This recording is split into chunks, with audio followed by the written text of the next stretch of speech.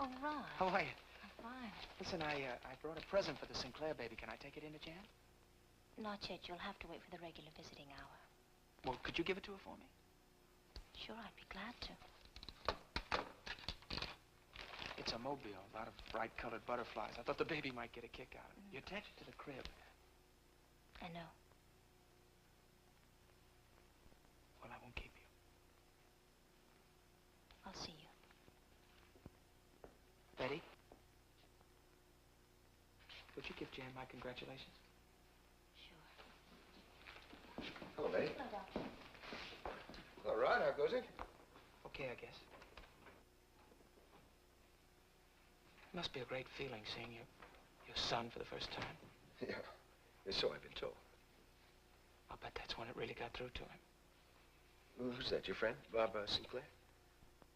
Any father.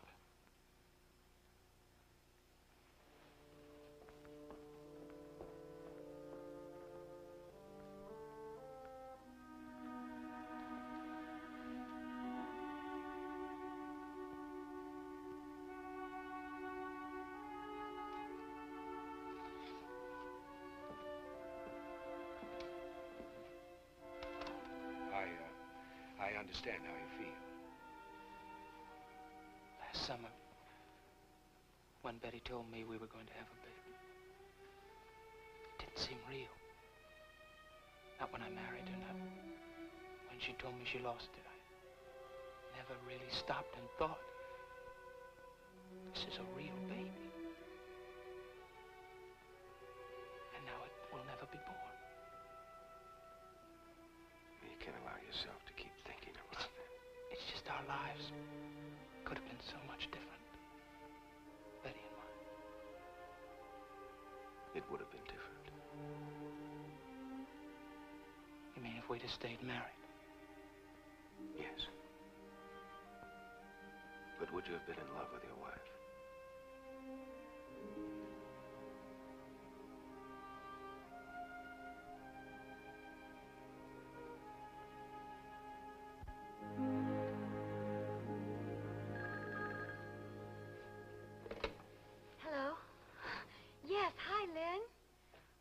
Yes, I did. Oh, I'm fine. And the baby's just gorgeous. Well, he's got Bob's eyes and my nose. Janet, I'll be back. Oh, wait a minute, please. You gotta come down and see him. You'll be green with envy. Listen, I've got to hang up right now, okay? I'll call you back. Okay, bye-bye. Did you see my son this morning? Isn't he beautiful? Sure is. Look at the announcements I've been filling out. The stork winking his eye. Oh, that's darling.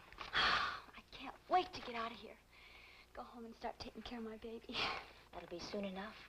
You know, you should see what we did. We got this old cradle that used to be Bob's when he was a baby. And we refinished the whole thing, painted it over in yellow.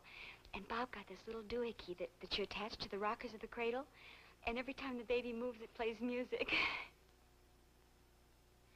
Oh, here's a present for you.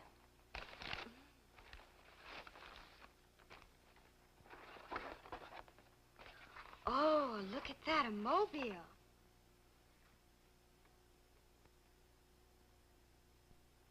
It's from Rod. I know.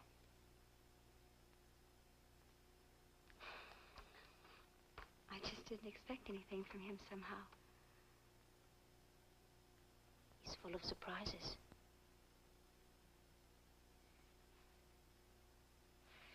Well, I'd better be going. I've got a lot of other patients to see.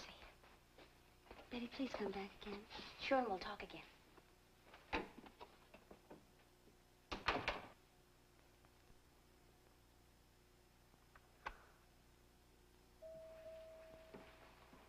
Well, there you are. Oh, I was delivering a gift to a patient.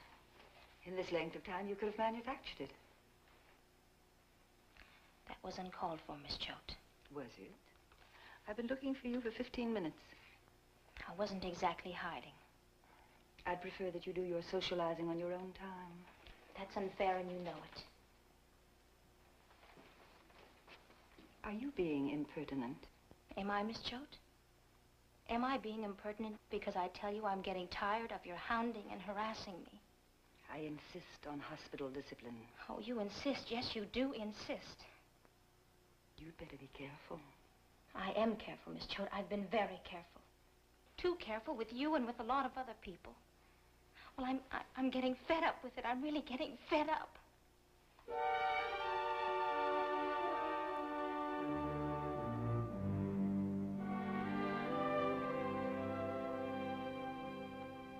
You asked me a question last night. You asked me if I hesitated to hire you because you're Hannah Cord's son. Well, I wasn't being provocative, Mr. Dell. You were very right to ask that question. Perhaps I did have a certain prejudice. Peyton Place is still a small town. And we probably still harbor a few... Class attitudes? Very direct. Too direct? I don't know yet. Can't have been easy for you to come back here. Mr. Dell. Last night when I asked you that question, I wasn't seeking pity either. I'm sure of that. I expect Martin Peyton enjoyed having you grow up in his house. Well, if he did, he never showed it. He never had a son. And if you feel he suggested you hire me as some form of patronage... I'm quite sure you never needed patronage, Mr. Cord. Thank you. I expect you could be useful to me. I see by this you're familiar with Martin Peyton's affairs. And your record at Harvard Law is impressive. Thank you again. May I ask you a question? By all means. It isn't easy to get into Harvard. There was on a scholarship, Mr. Dell. There was no help from anyone, not even with my tuition. Another question. Go right ahead. Why not? Why not what? Why not take help? I didn't need help, Mr. Dell. Scholarship doesn't cover all your expenses. No, it doesn't. So you worked. Of course. Still another question. So long as you don't badger the witness. I called Boston. I found out that you were well regarded at Wainwright and Kennedy. Better regarded than liked. However, Wainwright felt that you had a future with the firm. Why do you want to come to work for me? I'm a small-town lawyer. You're going to be Martin Peyton's lawyer.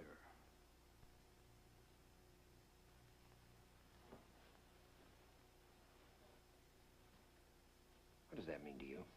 What does it mean to you, Mr. Dow? Mr. Cord, I want to make something clear to you. I've been practicing in this town for almost 20 years, and people respect me. If I take on the Peyton interests, I intend to keep that respect. My turn for a question, Mr. Dow? Yes? Why are you assuming that if you take me into your office, that somehow you'll forfeit other people's respect? Or your own? That's a very difficult and perceptive question, and a challenging one. Very well, Mr. Cord, I'll do it. I'll accept the challenge. Thank you. I assure you, you won't regret it. Preview from the continuing story of Peyton Place. You have no right to condemn David. Neither of us has, especially us. I wasn't talking about that. You were condemning me. Dr. Morton, you have to grow up. Stop acting like a frightened child. Don't put everyone in a false position. Yourself, your husband, your father, or me. He's insane. Criminally insane. He's in an asylum. Isn't that grounds enough? In the eyes of our law, the marriage still has a validity.